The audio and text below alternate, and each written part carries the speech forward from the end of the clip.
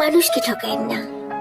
আজকে না হয় দিব্যি বেঁচে গেলেন, কালকে না হয় ভালো থাকলেন, তারপর কয়দিন বাঁচবেন, কয়দিন ভালো থাকবেন।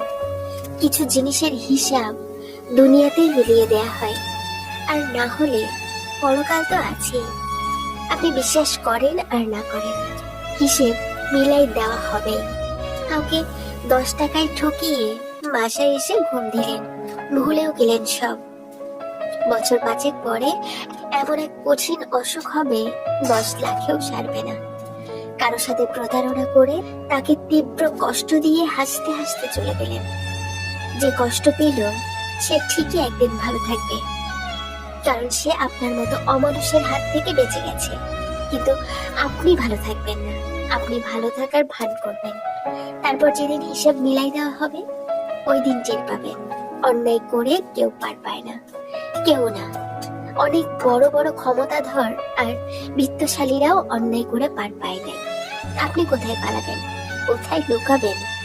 গোটা পৃথিবীর কাছ থেকে পালানোর পর দেখবেন নিজের কাছ থেকে আর পালাতে পারছেন না। অমানুষের সবচেয়ে বড় শাস্তি এটাই, শেষমেশ সে টের পায় সে একটা অমানুষ।